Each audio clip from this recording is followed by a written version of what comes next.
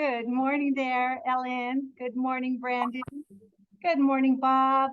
Hello. Good morning, Beverly. Are you able to talk today? No? Yeah, good morning. Good morning. Good morning, Leilani. Oh, good morning, Deborah. Good morning, Brian. Good morning. Good morning. Well, I'm trying to coordinate myself between the music and you guys. I don't know if you can hear the music. If I can turn it up.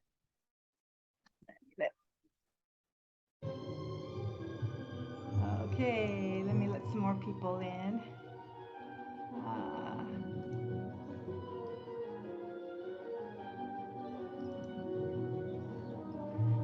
Deborah Little, you're always first on deck.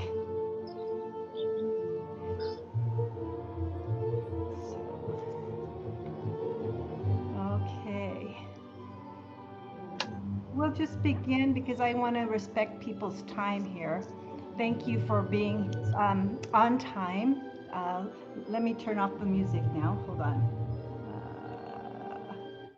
Okay. Hi, you guys. It's good to be with you again. Good morning. Good Good morning, everyone. Good morning, Brandon. I know you were up early, right, today? Yeah, I was. Okay, we'll have you do your report. Because Brandon is Okay. going to the Chamber of Commerce breakfast meeting for us, but it's going to be towards the end, Brandon. Sorry. Okay. Sure. Yeah. Bob Masucci, good to see you. It's been a little while. Hope things are going well for you. George is continuing to recuperate. So each day he improves a little more. And, you know, one thing that some of you know about George is he loves to talk, but unfortunately his speech is gibberish.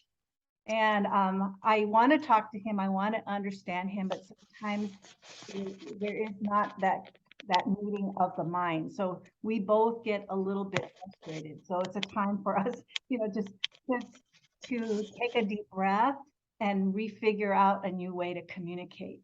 So, you know what, this has been a real challenge for me, and it's helping me stretch and grow and having to put into practice everything that we have talked about mindset and how to overcome difficult moments. But I especially feel sorry for George because this is something that was totally unexpected for him because he was such a healthy person and always took good care of his body. So it's unfortunate, but thank you one and all for your prayers, your support, your thoughts, and your care. I appreciate it. So, welcome to Zoom. And, last week on Thursday, we had an advanced training with Alan Dalton. He's the Senior Vice President for Research and Marketing for the entire Berkshire Hathaway brand, nationally and globally. And so it was a 2-hour training, excellent. But I took like an 8-minute video clip from the training to share with you today. And so I'd like to play that for you right now. So let me get my share screen ready and let me get the video. Okay, here we go. Let me admit more people. And I hope this plays. So here we go. Oops.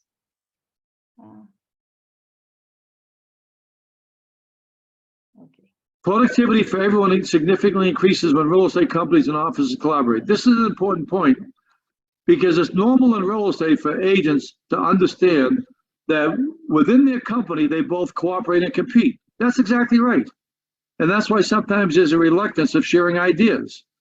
But in this case, we all have to share and get behind this for it to benefit anybody. And the reason this is logical to do is because if we go to the next slide, you'll see that 97% of all of the business that you lose is from people outside of the brand.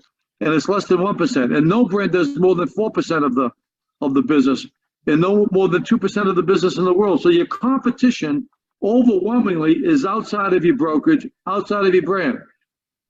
Therefore, if you can all rally behind something that gives everybody an advantage, it will do just that. But if everybody doesn't rally behind it, no one ends up with an advantage because we never build brand equity in these concepts. Let's go to the next, please. In other words, if only one McDonald's in the country was offering a Big Mac, it kills it for everybody. The forever agent mindset. Let's go to the next, please. Here's what Goethe said. Goethe was allegedly had the highest IQ in the history of Western civilization. And it was reported to be over 220. Here's one thing that Goethe is famous for. His quote, "One must first be something in order to do something."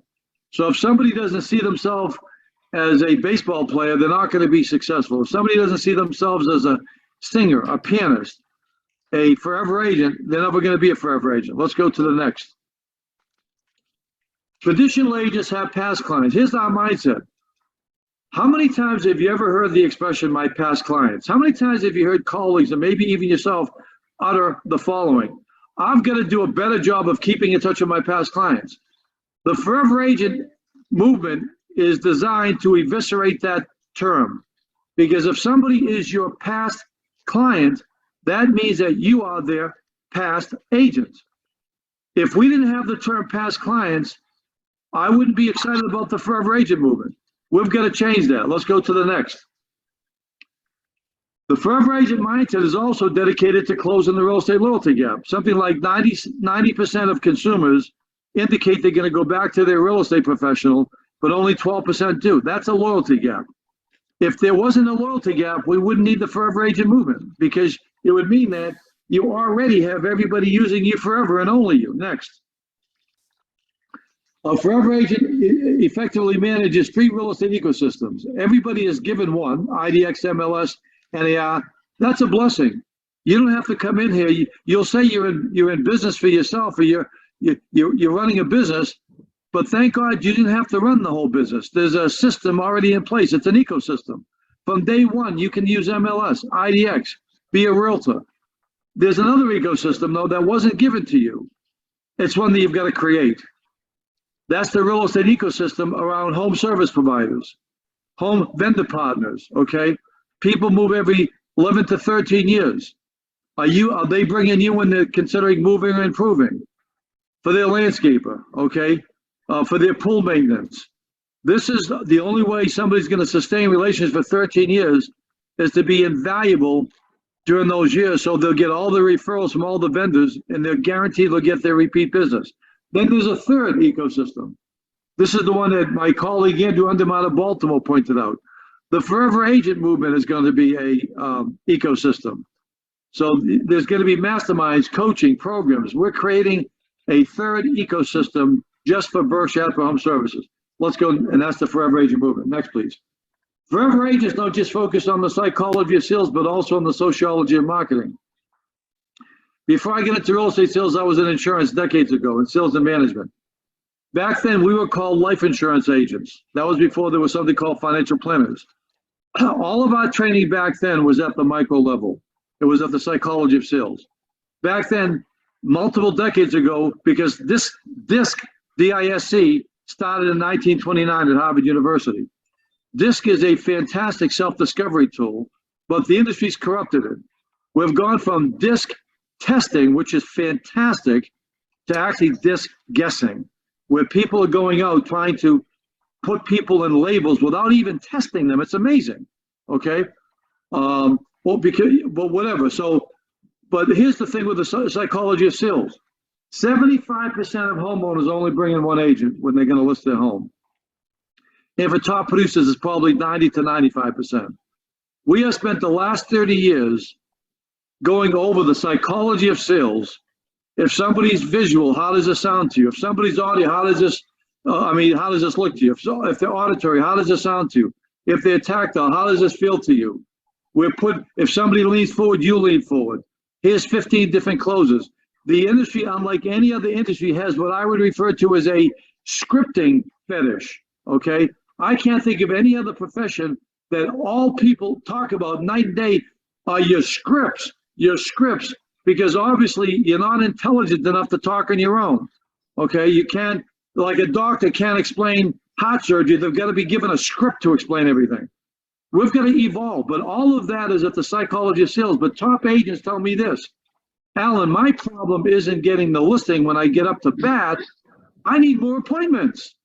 That's at the macro level. The macro level is where all of the threats are coming at the industry. Prop tech, blockchain, crypto, okay? Discounters on TV, hundreds of millions of dollars are going to be invested to tell homeowners, just like you went to the internet to find the house, now go to the internet to find your listing agent. We're in the infancy of that. We have to have a way to preemptively inoculate listing rainmakers because billions of dollars over the years are coming after you. And we need to basically, the only way to preempt that is to memorialize and codify client relationships, just like financial planners do, okay? So it's all about for example, how many times have you ever been in a company, including your own company, where you heard this? The next sales meeting is next Tuesday. Have you ever heard the next marketing meeting is next Tuesday? No. Yet all the top producers have told me my whole career, including myself, that marketing has more to do with the success than their selling. That sometimes buyers will even buy a home even if they don't like the agent. That happens at times.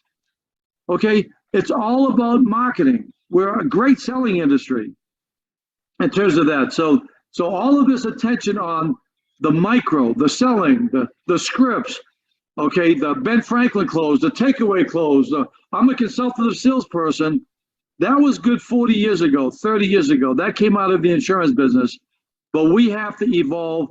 The forever agent movement is all about the macro level because the macro level is about content.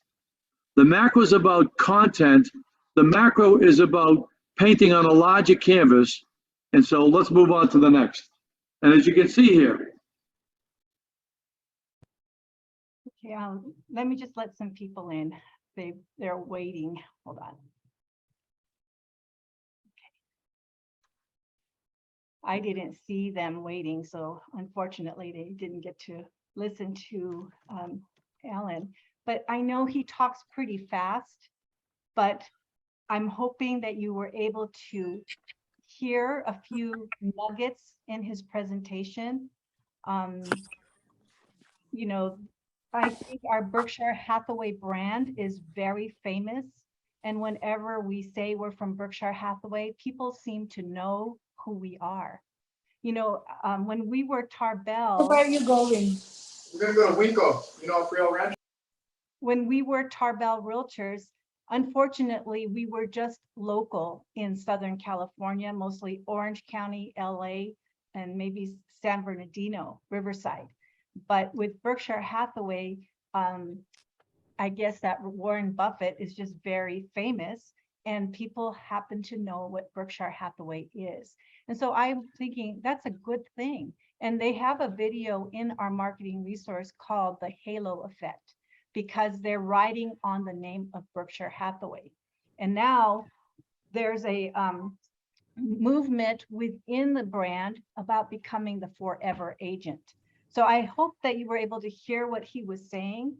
Anyone want to give a little feedback on that for me?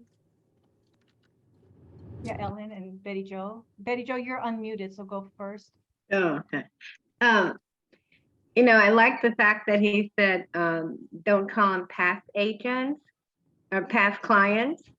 Always keep them in a place where they're still your clients and stay in touch with them and to be there for them. One thing that wasn't in that video that he did mention was to be a good listener and to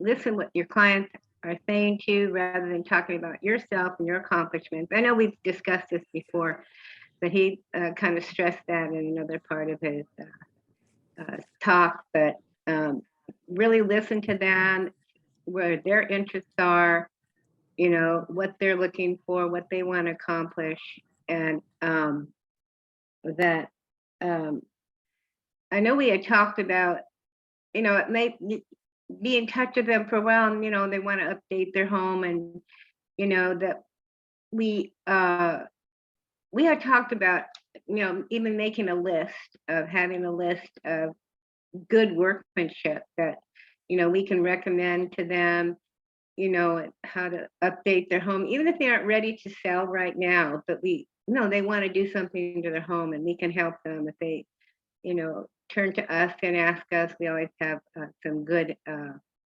people with excellent workmanship that we can recommend because we've used them. Others have used them, in our industry. So I think it's a good idea to have maybe a list. Maybe we could compile a list of good people with good workmanship in the different areas.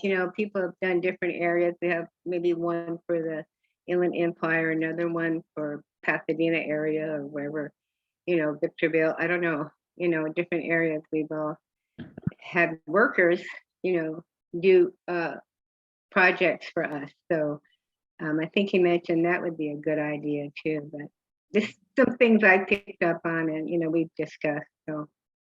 Thank you, Betty Jo. Yes. Ellen. Just like Betty Jo, I also have the same thoughts about the good mindset, really.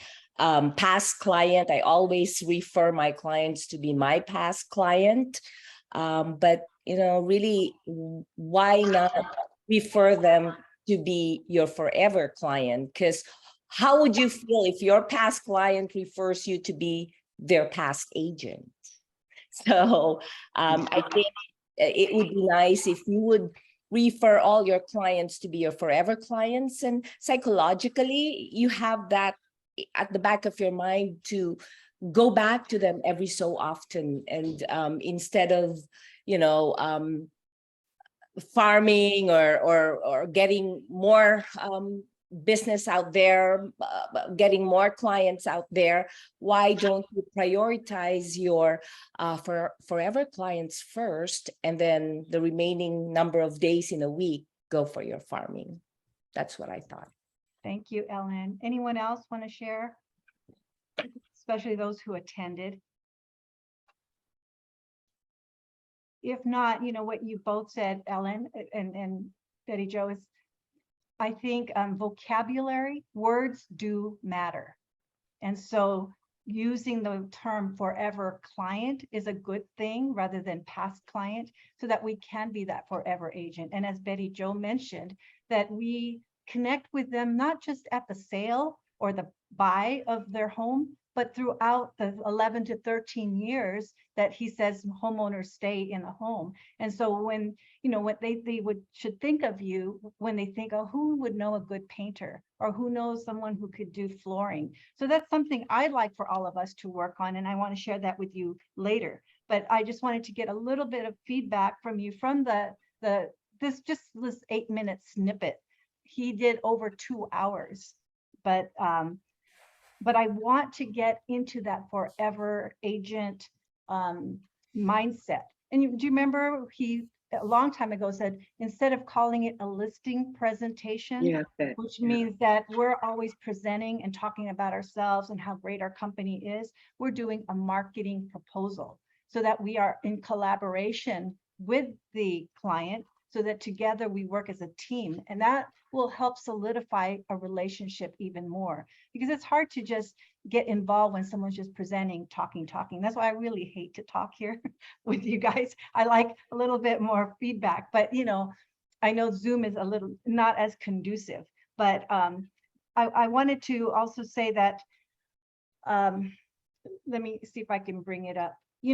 One thing I'd like to do as a whole group, I want to share with you what Dennis sent me the other day. Let's see. This was the night before that training. He goes, Leilani, no office registration from your office as of now. This is a great program. So this was on Wednesday, September 21st at 5:49 p.m. What I'd like to say is we had 17 of us show up.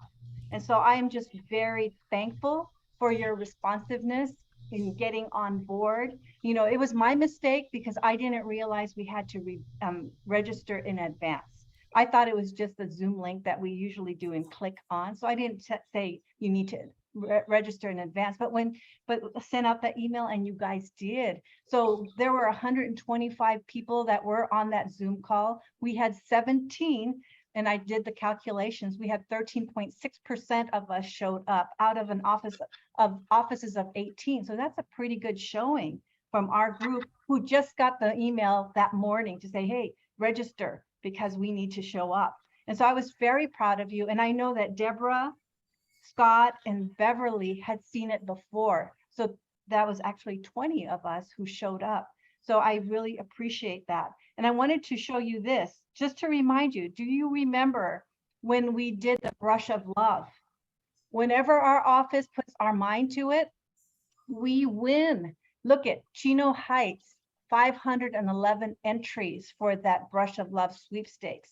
The next one closest to us was 206. So we were 305 entries higher than the second one running to us. So what I wanted to say is, when we put our minds together, we're a great team. We can beat anybody.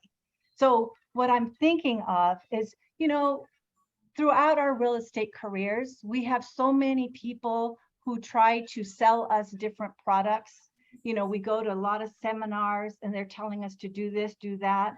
And I forgot to share with you, but on the agenda, it was a success is not just about doing something once in a while, but it's about consistency. So what I'm seeing is that, I can say a lot of things to you, and then we go to this training, and then Alan Dalton gives us more things, and Debbie DeGroat tells us more things. But then when we're overwhelmed with too much information, we don't do anything. And what I'd like to do, and I'm hoping that you guys can see my logic in this, is perhaps work together as a team, because it seems like we do very well that way. So I was thinking every meeting just to look at a few things that from the Forever Agent movement, because I'd like, what, we already are Forever Agents, because the way I see you as a person, you already are caring about your clients. You want to be that Forever Agent, but we just got to change that mentality within ourselves.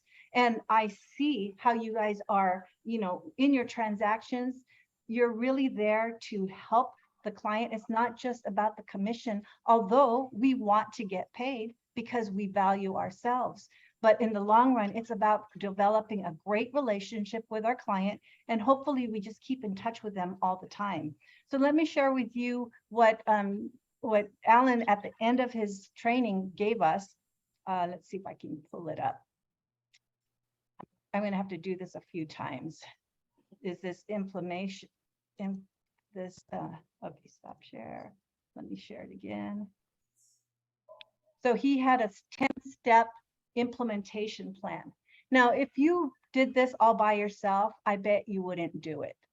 So first one, there's 10, but I highlighted number 8. Select a for agent accountability partner to execute your Forever Agent plan. But you see, there's a bunch of things here. But if I said, you guys look at those 10 things and do it, I bet we wouldn't do it at all, because we can't even buy our notepads. So I want to say, let's be that accountability team for each other, because I saw that when we did the brush of love, we just blew everyone out of the water. 511 entries. Next one is only 206. And we got that wonderful dinner at the Summit House. And that was, I'll say it now, I know it was $4,000. And I bet Dennis was shocked at that amount, because it was supposed to be lunch, but we got dinner it was supposed to be a lunch catered at our office. But somehow, some way, we got dinner at the Summit House, which was just wonderful and beautiful. So what I'm seeing is, let's work as a team. And what I would like to do is introduce one aspect of this Forever Agent implementation plan at each of our meetings. And then here, hopefully you can go out and do it, and then come back the next week and we'll hear what successes are or what issues are, because not everything is going to be successful, but we also learn from our mistakes. And so you know, I just wanted to introduce this to you because there's so much to do, but I know it, I said, you know, they say, how do you eat an elephant? One bite at a time. So I'm looking at this big behemoth, which is this forever agent movement that Berkshire Hathaway wants to embrace, which I think is great because the brand is already well known, but now we want to be the forever agent so that every other agent gets knocked off the road. And it is us that get that appointment because it's proud. I feel proud to say I'm from Berkshire Hathaway Home Services. It's like a classy, elite real estate office. So let me see what I wanted to share one more little thing here. I'm hoping we could do this. So I was thinking, let's just for the first time, you know, between now and the next week, the first one, it says, ask every person you meet to become your real estate client. You know, what Alan said at the training was, you know, we always talk about them as, we say we want to put you in our database. And he said, let's change that mentality and say that we want to include them in our client base. And, you know, it says, ask every person you meet. I'm thinking rather than just asking every person we meet, let's go back to the people we already have as friends, our sphere of influence, and say, you know what, I'd like to add you to my client base. And maybe we can all do 5 of them between now and next week.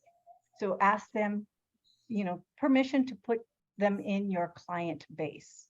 And then if you don't have a CRM yet, the contact relationship management system, learn that. It's in our marketing resource center. It's called Sage. But I also wanted to say, you know, at the very beginning of the video, he says, let's collaborate. So that's why I played that one, because that collaboration has synergy and it brings a lot of energy to all of us. Because again, looking at our brush of love, we blew that away because we had synergy and energy among ourselves. And he said, you know, real estate is collaborative, but also competition. We like to compete with each other because we become better. And so I wanted to share this other thing with you because I'm hoping it helps you. One of the things that Alan Dalton said is if you need to do open houses. I know inventory is low, but I want to share with you something that our whole Berkshire Hathaway for our Mulhern group is doing, and it's through the Luna Lista. So let me show this to you. Let me grab it. And you all have access to this Luna Lista because you're a member of it. But I don't know if you've accessed it yet, but here I'm logging in, putting in my username and password, and I'm going to log in. And you know, whenever one of you gets a listing, it shows up in the Luna Lista because it is generated through the MLS. For instance, look at here. This is a $6,000 rental in the Villanos in Chino Hills, and it's from Ferdy Ramos.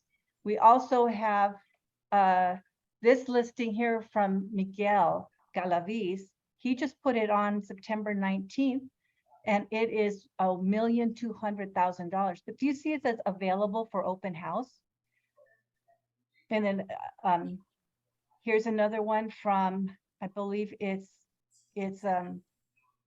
Raymond. So he has a listing in Ontario for $868,000. Okay, so what I wanted to show you here is that if you see this gear button to the top left, it's a settings button. So click on it, and then you'll see the settings gear pop up right here. Click on that, and then just scroll down to the bottom and put yourself on the list if you want to be notified about open houses. So here it says, I am interested in getting notifications when there are available open houses in these cities. Right now, I have no city selected, but if you click on this link, all the cities that we represent show up. So let's just pretend I'm going to choose Chino Hills. I'll pick Diamond Bar also because it's close by Diamond Bar. Let's say we want Hacienda Heights since our office is located there temporarily. And then I'll say Ontario also, okay? I'm going to click Ontario. Where is it? Okay, and then click, we scroll down to the bottom, And let me see if I can scoop that up. Let me see if I can take, sorry. Okay, so I'm gonna click save that. Okay, so my city should be saved later. Let me see if I did it right. You know, let me just do these two for now. Oh, I know what. See, it's at the very bottom. I have to save it here. Okay. And then I will save. See, now it shows up here, Chino Hills. And I save it again. But what happens is that whenever there is an open house available for you, it'll alert you to that.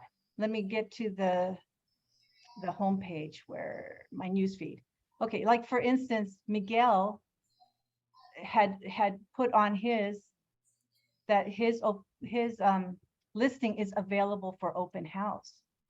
And so then you can contact Miguel and ask him if you could do an open house for his listing. So you got to check your news feed.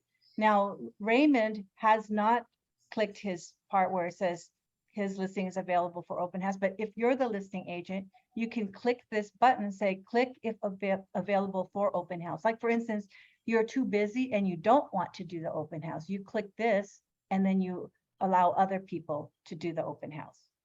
Okay, so let me click out in here again. Does that make sense? Just having a place where you can find out what open houses are available. Okay, and as they are suggesting, we do open houses. And what Alan suggested before is, you know, for instance, in doctors' offices, you see a lot of brochures about, you know, heart health or how to lose weight or, you know, different kinds of things that do with health. Well, when we do an open house, don't just let it be a regular open house. You need to provide information to the clients or to the people that are attending the open house. For instance, what's like how to reduce your, I don't know, monthly payment. I don't know, something about taxes. Did you know that you can take your tax base with you? Proposition 19, just different things that are about real estate related at your open house. Okay, so anyway, that's just my little spiel for introducing this. Between now and next week, call 5 people and let them know that you'd like to add them to your client base. And then let me show you this. We'll work on it. And they have another one. Send a here's how I help my clients communication to every individual in your SOI. Well, they have a marketing piece in our marketing resource regarding that. So, you know, let's just develop our client base first, and then later we'll send them that little thing. So that way you're touching them little by little. And then what I was thinking is, you know, instead of doing a business plan, let's do the business plan together between now and the end of December. So by the time January 2023 comes around, you've got something under your belt, and hopefully you'll be able to connect with those clients to get some leads. Does that make sense? I'm hoping that we can try to do this together. So this is my first time saying it, so thank you, Deborah. Anyway, all right. Ragnar, I think I'll put you on now if you're there. Hello. Yeah, go ahead, Ragnar. Hi everyone. Talking about the forever agent. Well, you know, let me kick that off on the lending side, and perhaps, you know, an opportunity for you guys to reach a niche through I wouldn't say it's a product. It was at one point, and they took it away, but the agencies or agency Fannie kept this provision. So I was reminded of this, and I don't think I've ever shared this with you guys, this group, you know, the 3 years I've been with you guys, but it came about because one of my loan officers had a scenario, and we basically converted it. So here it is. Son and wife own a house, okay? They have a primary residence, and it's financed. They have elderly parents who just can't afford California anymore. They are older parents, they're almost 80 years old. They're living off of Social Security and a very small pension. And so they asked son, hey, son, we want to relocate to, somewhere else. In this case, it's Las Vegas, and buy a cheaper home, a small 3-bedroom house. And but the problem was they can't qualify. So son and daughter, apply for a loan as an investment property. This can go many different ways here, and I'll get to that and I'll address it. Son and daughter, or son and wife, apply for a mortgage, and they're purchasing an investment property in Las Vegas. Now, you all know, hopefully, with investment properties, ideally, you do 25% down payment, okay? You can do 20%, but we're talking, you're paying, especially in today's market, you're paying 2 to 3 points or 2 to 3% in points just to get the rate. There is no par rate on a 20% investment home. So it's very expensive, and you have to do 25% down payment. Now, the benefit is that whatever the rental, the fair value rental income on that subject property in Vegas can be used, 75% of it, to offset the new mortgage. Quick math. If the new mortgage is $1,000 and the fair market rental income for that subject property is $1,500, we can use 75% of it. Let's just say it's not, but let's just say it's $1,200. $1,200 can go ahead and offset that $1,000 new mortgage payment and make it a wash. And so it makes it very easy for the borrower, in this case, the son and wife, to qualify. So that's the advantage with an investment property, but you have to do 25% down payment. And right now, my goodness, the rates right now are like in the mid 7s, high 7s for investment properties. Many companies right now, as I've confirmed, are not even doing investment properties right now, just because of the state of the market right now. Now, a loan officer reminded me that, hey, don't you know the provision in Fannie Mae that you can actually have 2 primary residences? So what it is this, is if a son or daughter, it has to be direct family, wants to purchase a property for their elderly / disabled parent, they can do so as a primary residence. The son and daughter do not need to take ownership or occupancy of that property. It can be just for the parents. And even furthermore, the parents, because let's say they don't have enough income or their credit is just completely shot, they don't even have to go on the loan. So the son and wife in this case right now, they own a primary residence. They're both on the loan as a primary residence. However, they're going to purchase another primary residence on behalf of the parents, right? And I mean, that is a win-win right there, right? Because at the end of the day, hopefully mom and dad live a great life. And when their time is up here on earth, guess what? Their son and daughter, right? That son and wife, they now have a second property, an investment property that kind of basically, sets their, their portfolio up, right? And that right now really, I think it's a big niche right now, okay? There's baby boomers trying to figure out, my own parents right now, too, in this position, but there are baby boomers right now trying to decide what they need to do in the next stage of their life, right? And many of them may not have the funds, and if they do, bless them. But if they cannot qualify, this is a perfect way to avoid taxes too, right? I mean, there is that the lifetime estate exemption, but this is a way to help their children have a leg up in investments, right? And I think now, conversely, this provision also applies the other way, in which there are parents who want to buy a home for children.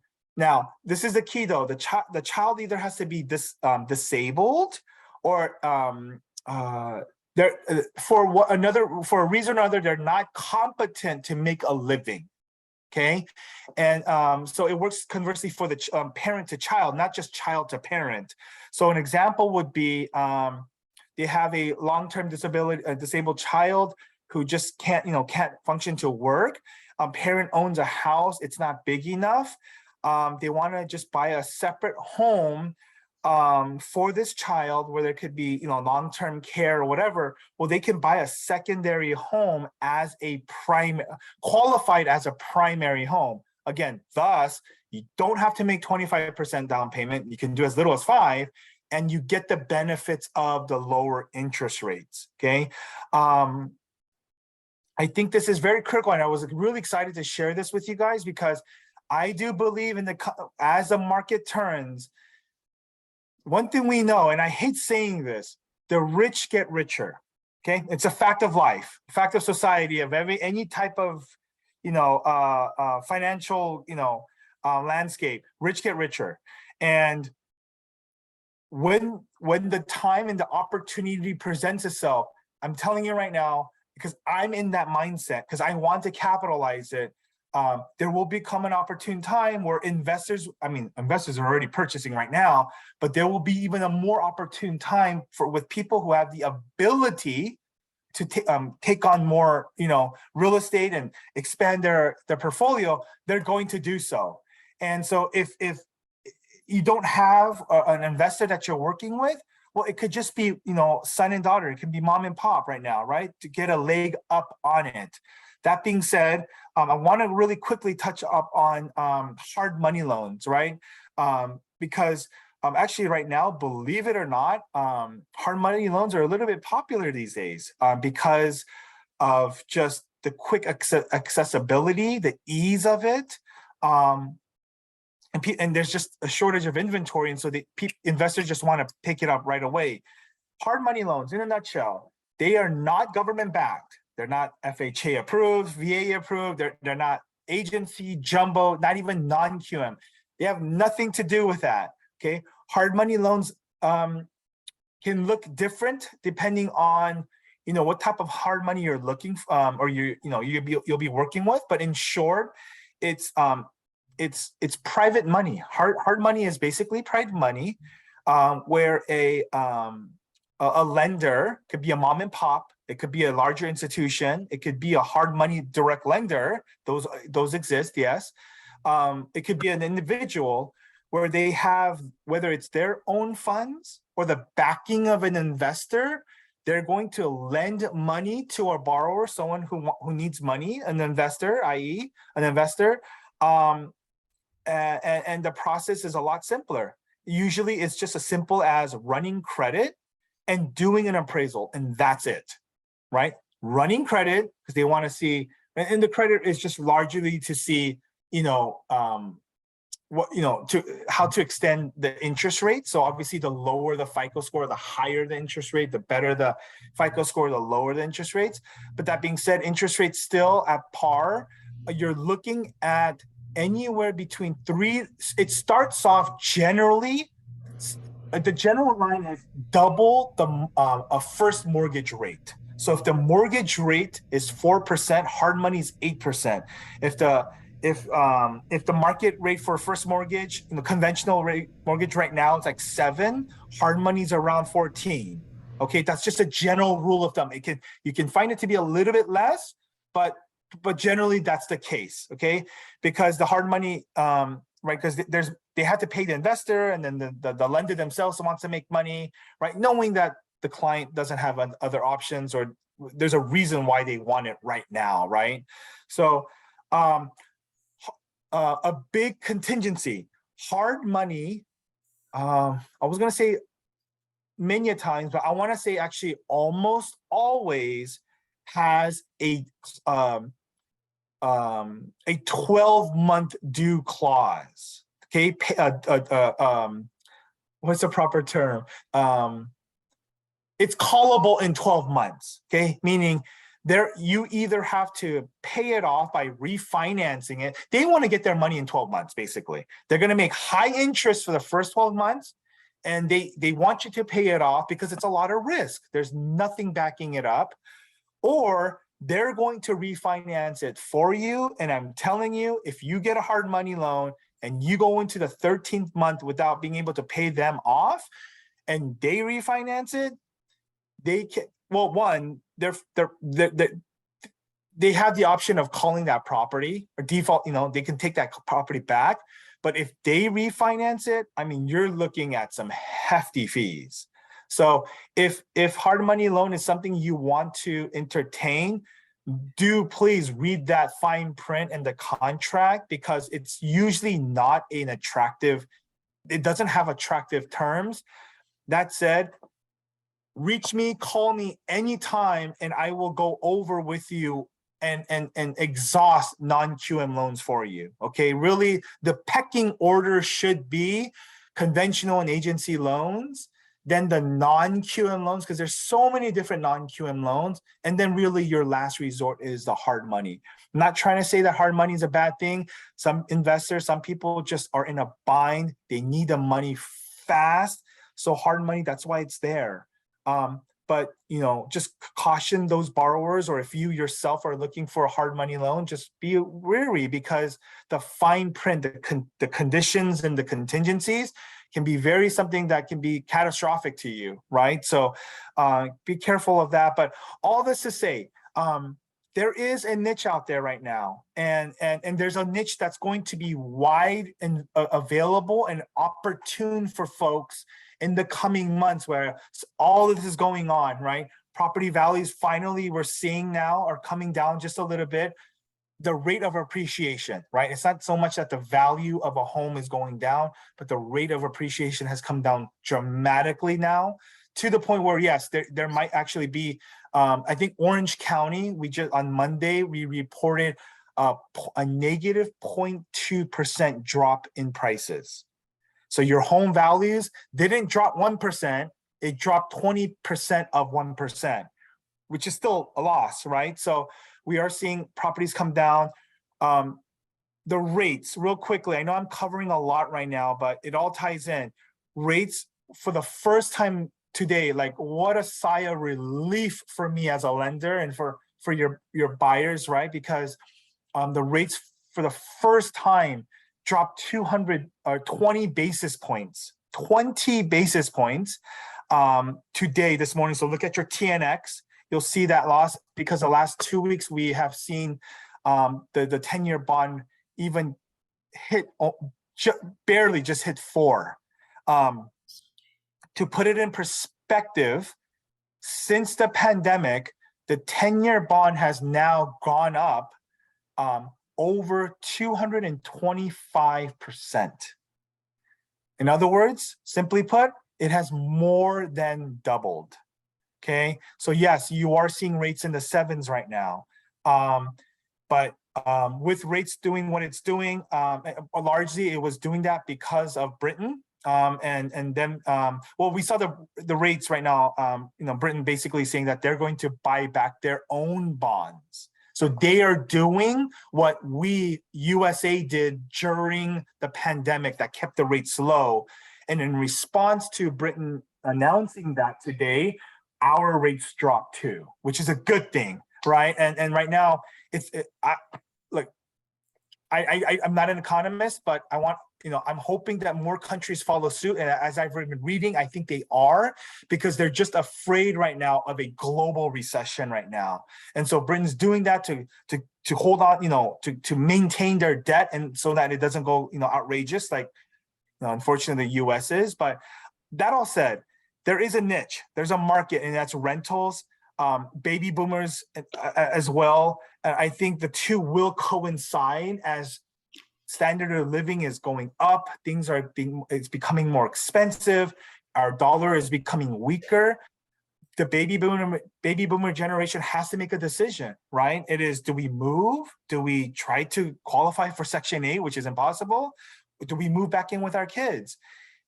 This is an opportunity for folks, for sons and daughters, to help their parents, as well as to get a leg up on investment. If you want to talk about this a little bit more in detail, please give me a call. I'm more than happy to do so.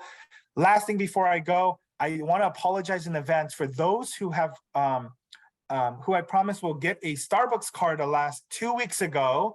And I know Renee, he said it's okay, but let me know. For some reason, Starbucks is not, I've had so much fraud on my Starbucks account that I don't think they're allowing me to buy gift cards anymore. So if you were one of the winners, I do forget who it was, please reach out to me, because I would love to even hand deliver it to you. Okay, thank you guys. Thank you, Ragnar. And you mentioned opportunities. Oh, Bob, you have a question? Unmute yourself. Press the space bar.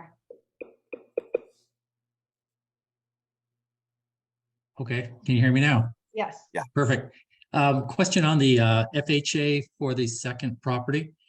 You had given the scenario that the family is moving, I guess you said, to Las Vegas, Yeah, and that's from here to Las Vegas? the parents are correct. Okay, can you also utilize the 100-mile FHA rule in lieu of the parental or the family member? So, okay, just to be clear, and I apologize if I wasn't, this is a Fannie Mae product.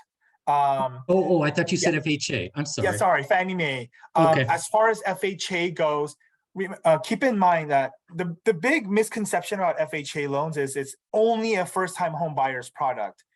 Well, first-time home buyers are defined as ownership within the past 3 years. So as long as they haven't transacted in the last 3 years on their primary, they can actually go ahead and utilize the FHA loan again as a primary for a primary home. Yeah, but I'm talking about as a second primary home. They have the 100-mile rule for FHA. Correct. Can't you also utilize that in But lieu then of now, Fannie correct. Mae? Yes, but now, are you asking for the son and the daughter, or the children, or for the parents? The parents, can you Yeah. utilize that? Yes, you can. Correct. Okay, Yeah. But Thank they would you. have to qualify on their own, right? The point of this one here is that in the event that the parents can't qualify, then the children can do it on their behalf. okay. I guess Yeah. I was just looking at No, if I got or. you. Yeah. And Got or. it. Yeah. Makes sense. Okay. Makes sense. Yeah. Thanks. No problem. Okay. Thank you. You know, guys, I know it's almost 12 o'clock and I have a 10-minute video with keeping current matters. I'm not sure if I should show it or just send it to you in an email. What do you think? Because I know we have a few more little things to take care of. I'll just show it. Show it? Okay. I'm good. There you go. Thank you. Have to grab it here. Oops. Productivity for everyone significantly increases that when real one. estate companies and all. Sorry. Okay, this one. Just like this. So I am going to go ahead and share my slides so we can begin talking about what I am calling why equity is the shining star of the housing market. Now, there's so much happening in the housing market right now. And, you know, I mentioned a moment ago that equity is part of the long game or the long-term benefit of homeownership. And as you have clients or, you know, people that you're talking to that have questions about, should I buy a home right now? You know, equity is a big part of that conversation. It's really something that has grown over time. You know, we see equity as something that drives home ownership as the winner. And, you know, if you think about, it's not just equity, it's also the non-financial benefits of home ownership. It's why is home ownership important? You know, so much has changed over the past couple of years, 2-3 years now, in terms of what homeownership means, why it's important, why people are buying homes. And, you know, we know that everyone buys a home at different time for a different reason, but people have a lot of questions right now about, should I buy a home? And what I'm going to compare this to today is renting. Because when renting is the alternative, that can really be the game changer. So I want you to be positioned to answer these questions for your clients, use the data, use the information we're going to be sharing today to have those conversations and be that trusted expert. So, you know, we have a daily blog at KCM. So if you haven't checked that out, definitely go ahead, pop over to kcmblog.com. We have one out there today called The True Strength of Homeowners Today. This is all about equity and how it's really putting homeowners in such a strong position right now. I would encourage you to go ahead and check that out. If you download the slides today, the link to that blog is going to be right in this slide as well. So a lot of great information in there to help supplement this conversation on equity and the long-term value of homeownership. So what I'm going to do right now is start off with a quote from Selma Hepp at CoreLogic. And I think this really positions some of the reasons why equity is so important.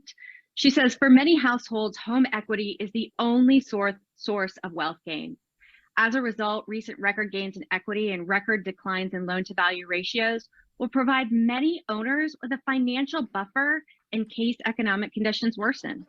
In addition, record equity continues to provide fuel for housing demand, particularly if households are relocating to more affordable areas. So there's so much packed into this statement, and I want to break it down for a second because, you know, what really pops out at me right at the beginning is that first part that says, for many households, home equity is the only source of wealth creation. This is a huge driver for long-term net worth, financial stability. You know, we followed a lot of research that shows that the average net worth of a homeowner is truly about 40 times greater than that of a renter. So when you're weighing, should I buy a home, should I rent? You know, this is one reason why over time, home ownership truly wins. The net worth of a homeowner being so much more significant than a renter. Next point, she says, you know, record gains in equity will provide many homeowners with a financial buffer in case economic conditions worsen.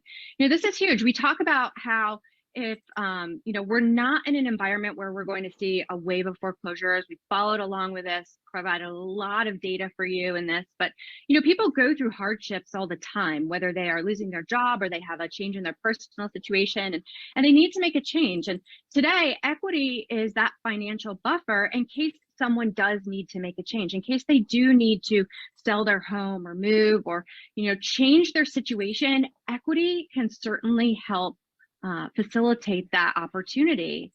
And then finally, record equity continues to provide fuel for housing demand, especially as people are relocating. We talked about changing needs. So much has happened with, you know, people working from home and maybe being able to go to a different location or relocating to more affordable areas. You know, equity can drive that opportunity and create that opening of the door to someone who needs to make a move or needs to make a change.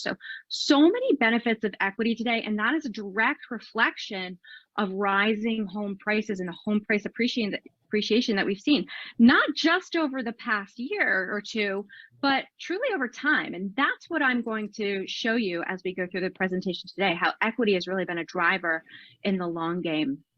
Now, I want to dig into the latest data from CoreLogic because I think this map is really powerful. It shows homeowner equity gains from Q2 of this year, year over year, compared to Q2 of last year. Now, national average is over $60,000 per borrower, and that's huge. That is a great addition to that financial cushion. And, you know, I know as you're looking at this, you're thinking, Kate, a lot has changed between the second quarter of this year and where we are today. And so, you know, if you have questions about what does this look like on a month-to-month basis, I want you to go back and watch David's deep dive from last week, where he talked about year-over-year appreciation versus month-over-month changes that we're seeing right now. You know, our deep dives tend to build upon each other. And so if you go back for context to look at that, if you have questions about how does this play in today, definitely go back, watch that deep dive, pull those slides. I think that really helps frame up the picture of what we're talking about. And today, what I really want to focus on is not just the month-over-month shifts, but the long game. We've said it so many times this morning, you know, how home ownership wins over time. And homeowners today are sitting on significant equity that has truly been building for quite some time, especially over the past couple of years. So let me go ahead and share a little bit more. I want to draw your attention to this is more insight from that CoreLogic equity report that just came out. Look at that quote down in the bottom right-hand corner. It says the total average equity per borrower has now reached almost $300,000, the highest in the data series. So mortgage holders today are sitting on an average of $300,000 in equity. Now, I know that's going to vary by market, and certainly as you look at some of these maps that we provide, you can see market by market how that changes. But overall, the average US homeowner is sitting on significant equity, and that is really, you know, game changing in the long run. They have a huge cushion that can allow them to make opportunities happen. And, you know, when we're talking about home ownership versus renting, this really comes into play as the long game. Now, what I want to show you even more so about the long game is this map that David shared with you last week. I want to go back to it because it really paints a huge picture of what's happening with home prices throughout the country. And of course, home price appreciation, the direct output of that is homeowner equity. And if you look at this across the country, the national average for home price appreciation over the past 30 years is almost 300%. So that's huge. When we talk about over the past 30 years, home values increasing by roughly 300%. You know, the direct output of that is homeowner equity. If you had a home in that time, you've certainly gained value over time. And, you know, the question would be, if you're worried about what's happening right now, month to month, what does this mean? You know, if I could have sold my home for a few $1,000s more last month compared to this month, you know, what does that mean over time? This is what I'm talking about with the long game. You know, history shows us that homeownership wins over time, especially as we look at data like this. You can even break it down state by state. But, you know, this is the type of return that allows people to retire, start a business, go to school, fund an education, you know, make that move into the next home, downsize or move up or whatever it may be. And the question becomes, and David posed this for you last week, you know, if you look at this, of course, history doesn't tell us exactly what will happen in the future, but we can certainly learn from that. And you'd have to make a case for, you know, is it going to be any different in the next 30 years? And, you know, when we think about where inventory is today, where experts project home prices are going to appreciate, you know, the value of homes over time in the long game is truly what wins out. And, you know, I mentioned a moment ago that the alternative is renting. And when we look at this, this is the median asking rent. This is data from the census, and it's going all the way back to 1988. And if you follow along with this, you've certainly seen this graph before, but it shows how much rent has exponentially increased over the past 30 years. So when you think about, you know, home price appreciation, you know, equity growing over time, and the alternative is spending that money on rent and not getting return on your investment, that's a huge difference.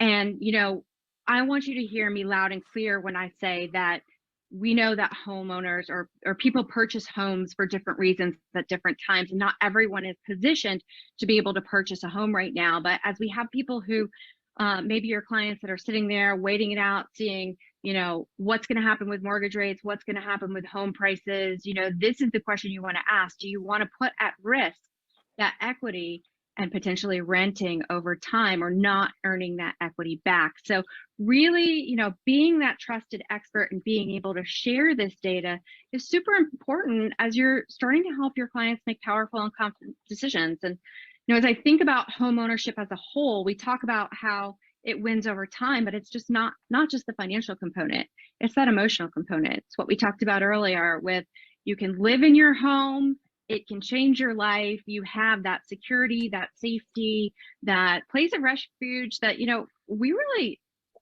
really looked for over the past few years in particular. And so much has changed in that time in the meaning of home ownership. And it drove so many people to decide that, you know what, I am going to invest in home ownership. So, you know, when you think about those changing needs, when you think about the alternative as renting, One of the best things you can do is sit down with your clients and hear them out, understand their concerns, understand their questions, help position to them, here's the value of equity gain over time. Here's even the non-financial value of home ownership over time as you make your decision. And with you as the guide, as that expert advisor in the process, then they can make the most powerful and confident decision and truly look towards equity as potentially the long game alternative to renting. So before we wrap up today, Okay, a lot of information there too. And, you know, especially with people sitting on the fence, deciding whether to rent or to buy, this is good information for you to have. And what I'll try to do is include this, our recording into the Luna Lista under business meetings, but then I'll also put this graphic in there in case you want to share it with people who are sitting on the fence.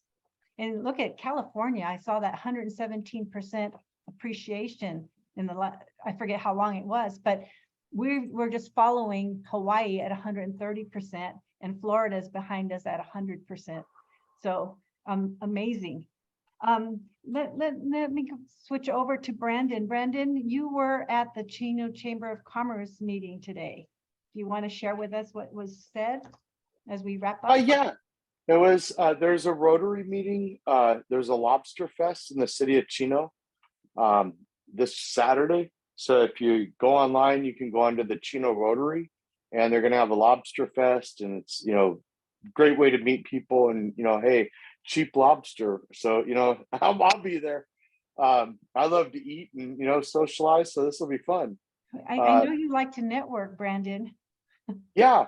And, you know, it's funny because what I found was, you know, from the first meeting to the second meeting, you know, I really listened a lot more this time, because the first time we introduced ourselves and, you know, there's that pressure to, oh my God, I got to get up and speak and introduce myself. There's 10 other realtors, but I met a lot of good people. And by following up this time, you know, I met a couple insurance agents, and, you know, you're passing your card out. And one of the things that dawned on me was, you know, I have my smart card and, you know, I have all these electronic gadgets and I get a business card.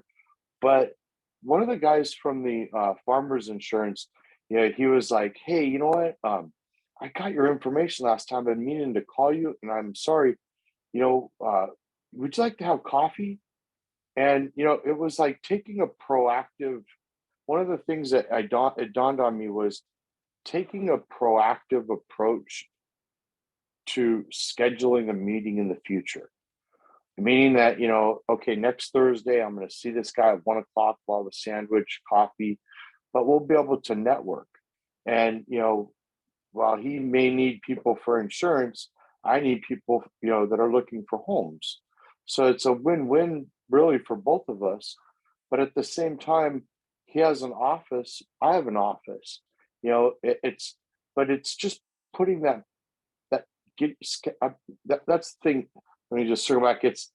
I have to make sure that I'm scheduling meetings versus just meeting people, like an actionable meeting in advance to put myself out there. So that was one of the things that I got from, you know, being in this meeting today, and how many resources out there today. It was all about SBA loans and the county providing grants to business owners, and, you know, that are even looking for, you know, retail space, or there's so many opportunities that we may be in like an environment, but there's so much information out there. And it's just, you know, meeting people and, you know, but meeting people in a situation where I can, you know, actually have a measurable result in a time and future space. And so that's really the approach that I took, was I need to start putting more stuff on my calendar. Yeah. Well, thank you for sharing that, Brandon. That is very important, is to have those intentional conversations, because I think we're all friendly and enjoy talking to people. But like you said, you made a specific appointment, and that's what it is all about, is building relationships, and then that win-win attitude that you have. So thank you for sharing. And then just to remind you all that we did sign up for the Business Expo. It's paid, we're scheduled, and Beverly is going to be handling that with some of you to get that together. Bev, I don't think you can talk. Are you able to? No. Okay, but just to let you know, October 22nd is that Business Expo. And then tomorrow, let me just share this with you, we have an ADU presentation with Kirk Mulhern, the son of, let me see if I can get that again.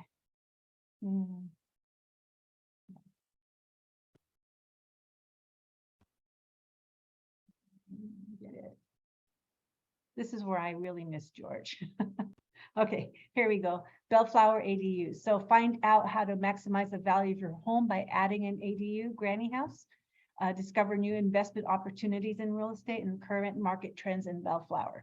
So this is tomorrow from 9 to 10 via Zoom, just to, it's good to always know a little bit about what's happening in the real estate market. So ADUs, accessory dwelling units. That's what ADU stands for. And earlier, Alan Dalton mentioned IDX, that we have the IDX, MLS, and NAR. I know you know what the MLS is, and NAR is National Association of Realtors, but IDX is the Internet Data Exchange. So that's how we put the IDX onto our website so that they can access the MLS. So I know we talk, it's like gibberish for ourselves, but we know what we're saying, other people don't.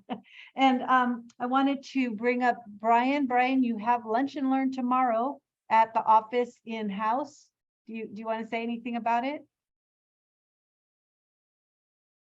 Well, let me show you the graphic for that. So there was some concern about TikTok being maybe not a safe platform. So rather than just talking about TikTok, Brian and Maria will be discussing creating content for videos. And then they'll also talk about creative financing options. So tomorrow at 1:00 p.m. in-house Chino Heights office. But just to let you know, that's one thing that Alan Dalton did say at the training is videos. How do we do social marketing networking? So it's how do we enhance that whole piece? But we're not going to learn everything all at once. I want to take a little bite of the elephant each week. So for between now and the next one, like what Brandon did was create an opportunity for a conversation. Let's just ask people just let them know that you're going to put them on your client base. All righty. So I think that's it. Beverly, Sigalam, did you want to say something? I see your hand up.